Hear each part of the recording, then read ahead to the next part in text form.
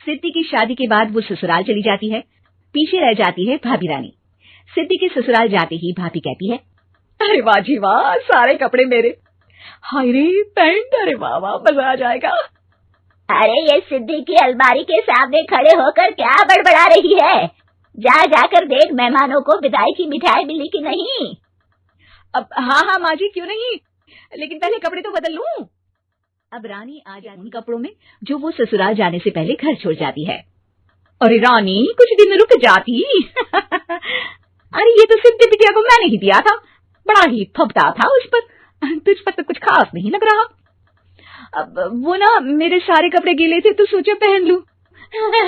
वैसे भी सिद्धि को कौन सा दिन पुराने आउटडेटेड कपड़ों को पहनना है।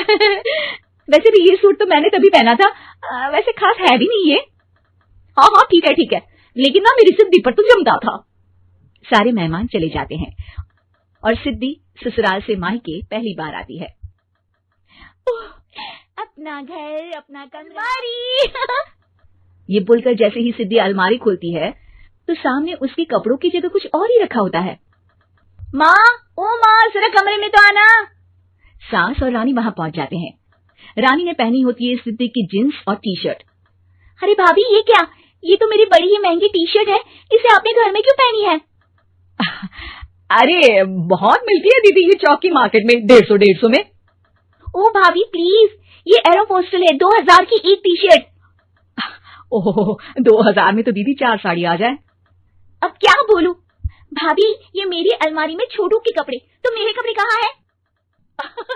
मेरी अलमारी में अब पुराने कपड़े पहनने थे। माना भाभी, लेकिन मैं जब घर आती तो यही सब पहनती ना।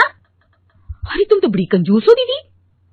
खैर वक्त आता है जब सिद्धि ससुराल के लिए रवाना हो रही होती है।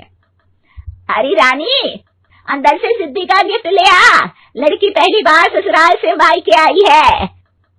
रानी अंदर जाती है और एक सिंपल सी साड़ी लेकर बाहर आ जाती है। ये लीजिए माँ जी। सास बेटी को गिफ्ट देकर ससुराल भेजती है। अगले दिन रानी एक सुंदर सी साड़ी पहनकर सामने आती है। अरे रानी, ये तो वो साड़ी है जो मैंने सिद्धि को देने के लिए दी थी जब वो ससुराल ले जाती, लेकिन ये तूने कैसे पहन ली? अरे माँ जी, ये साड़ी तो मुझे बहुत पहले से ही पसंद थी, लेकिन चिंता ना करिए, मैंने सिद्धि के लिए भी अच्छी सी साड़ी दी है। हाँ। तभी सिद्धि का फोन आता है। क्या माँ, कुछ अच्छा तो दिया होता ससुराल ले जाने के लिए, अरे पहले दिखा दिया होता। यूं चमकते हुए पैकेट में नौकरानी वाली साड़ी मत दिया करो माँ। अरे बेटे, वो तेरी भाभी ने ना गलती से उससे पैकेट बदल गया। हाँ, मैं कल ही तेरे भाई के हाथ से पैकेट भेज दूंगी। अरे रहने दो माँ, आई एम श्योर भाभी ने अभी वही साड़ी पहनी होगी जो तुमने मेरे लिए रखी थी, तुम तो समझ नहीं पाई उनको। खैर छोड़ो, मैं ज्यादा बोलती अच्छी नहीं लगती, रहने दो, आपको उन्हीं के साथ रहना है, फिर बात करेंगे।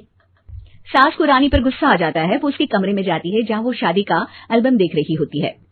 रानी, मार्केट जाकर एक ऐसी ही साड़ी लेकर आ, कल प्रतीक जाकर सिद्धि के घर दे आएगा।